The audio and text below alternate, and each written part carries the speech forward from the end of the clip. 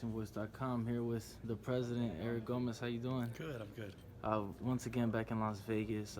Different time of year. This time around, a little bit colder. We're used to the September date, but nonetheless, Dia de los Muertos weekend. Talk to us about the big event for Canelo and the challenge moving up. And Well, it's an important fight, dangerous fight for Saul, but he's ready. He's ready. This is the fight he wanted, and Kovalev is the champion, and he's going to try to defend the belt.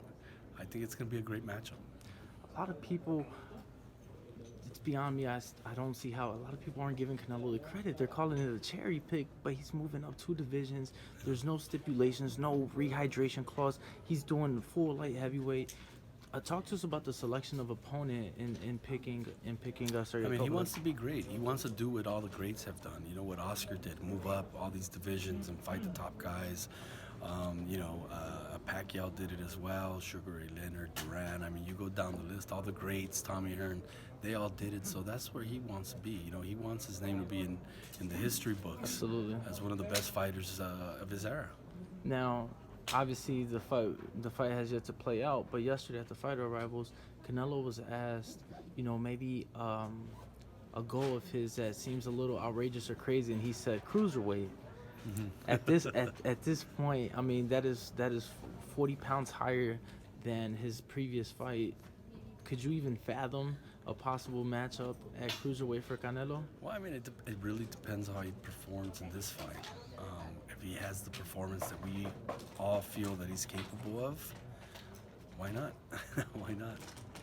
That would be a 5th division. I mean, talk about just the history books. Yesterday was his 14th year anniversary from his pro debut. Looking back at his career, far few fighters that are currently active could even compare to a resume like his. What's that say for you guys getting him those right fights and opponents throughout all the years? We all did our job. You know, he did his job in the ring, and we promoted, I think, these big events for him, and got him the right matchups, like you said, and got him the right experience that he needed to keep moving up the ladder. So that was important for us, and it's a nice thing to see, where we started and where we're at now. I'm not sure if you've seen an article came out this morning from The Athletic, basically where Canelo was kind of questioning Oscar's loyalty, and basically brought up things from his career and issues that they've had as a promoter. Did you happen to see those comments? No, I didn't. That's silly stuff. You Okay. know? I think what's important is that this is a huge event in Vegas. The fans are out. Absolutely. We're near a sellout. Everybody's excited about this fight, and he's going to try to make history. People saying that this is an easy fight or he's cherry picking or whatever. That's silly. I mean, he's fighting a big, strong, dangerous guy. A guy that can end the fight with any punch. Absolutely. A guy that can box too. He's not just a puncher. He's a guy that he comes out, he uses his jab.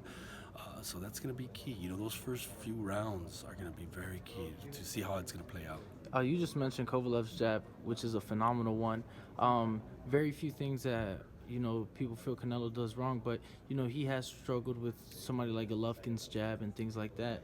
And to see Kovalev's jab, I mean, obviously, just goes to show the confidence that you guys have in Canelo to take a tough test. Yes, it is. It's a tough test, but that's going to be the key. Can he get away from that jab? Can he get away from it? Can he bob and weave and get on the inside and be able to land his power punches? That's what I'm going to be looking for the first 2 rounds, because I think that's more than anything. Forget about the power, the size, this and that. When it's boxing, and Kovalev does many things very well.